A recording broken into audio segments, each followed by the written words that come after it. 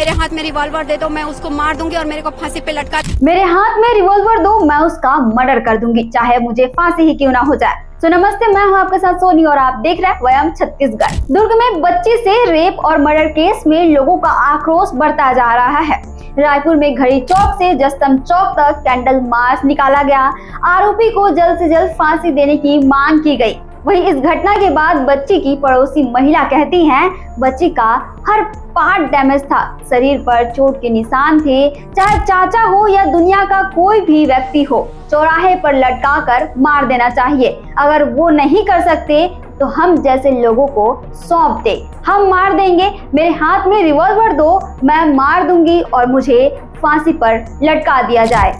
अब सवाल ये उठ रहा है कि आखिर आरोपी कौन है। इधर बच्ची के पिता का कहना है कि मैं मान ही नहीं सकता कि मेरा भाई ऐसा कुछ कर सकता है। मैं मान ही नहीं सकता ना कि मेरा भाई कर सकता है। बचपन से उसके लिए सब कुछ किया, उसका व्यवहार भी बहुत बढ़िया था। मैंने उसे अपने बेटे जैसा पाला है। मैं चाहता हूँ जो भी आरोपी हो, न्याय मिलना चाहिए। हालांकि एसपी ने कहा कि सब जांच के बाद ही आरोपी चाचा को गिरफ्तार किया गया है। इसी दौरान कांग्रेस विधायक संगीता सिन्हा का भी बयान सामने आया है। पुलिस किसी के दबाव में काम ना करे, निष्पक्ष जांच हो, उसके बाद फिर वो देवर हो तो उसे भी फांसी की सजा हो। भाई आप निष्पक्ष जांच कीजिए, किसी के दबाव में मत आइए। परिवार वालों का कहना है निष्पक्ष जांच हो, चाहे वो देवर ही क्यों ना हो, उसको फांसी की सजा होना चाहिए। सरकार नशे को भी बढ़ावा दे रही है। न हम बाहर सुरक्षित है और न ही घर में। सरकार नशे के कारोबार को रोके। और साथ में मैंने ये देखा है कि जैसे अपराध बढ़ता है उसमें कहीं ना कहीं नशा का हाथ रहता है,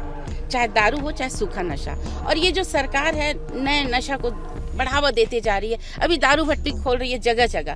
क्या होगा, दारू भट्टी खुलेगा तो हम तो बाहर सुरक्षित थे ही नहीं, आज घर में भी सुरक्षित नहीं है। दुर्ग एसपी जितेंद्र शुक्ला का कहना है कि जांच में पता चला कि गाड़ी में ऐसा कुछ नहीं हुआ। गाड़ी वहां 2 दिन से खड़ी थी, हमारे पास उसकी पुष्टि है और गाड़ी के मालिक का पिछले दिनों का पूरा ट्रैक रिकॉर्ड है। उसके साले जो बादल है वो कहाँ गया था, उसकी भी पुष्टि हमारे पास है। किसी को खुश करने के लिए नहीं, बच्ची की न्याय के लिए हम काम कर रहे हैं। दुर्ग एसपी ने मामले की गंभीरता को देखते हुए 7 सदस्यीय एसआईटी का गठन किया है, जो तेजी से जांच कर रिपोर्ट कोर्ट में पेश करेगी। हमारे पास आरोपी बनाने के प्रॉपर एविडेंस और आधार हैं और जो उन्होंने बताए थे पहले आरोपी, उसको वो मुख्य आरोपी में नहीं निकले, उसके भी बनाने के हमारे पास प्रॉपर आधार थे, तो वो हमने उनको समझाया और वो सहमत हुए। केस फास्ट ट्रैक कोर्ट में चलेगा ताकि आरोपी को जल्द से जल्द सजा मिल सके। वहीं इस केस में स्थानीय वकीलों के साथ अब सुप्रीम कोर्ट के 5 वकील भी जुड़ रहे हैं।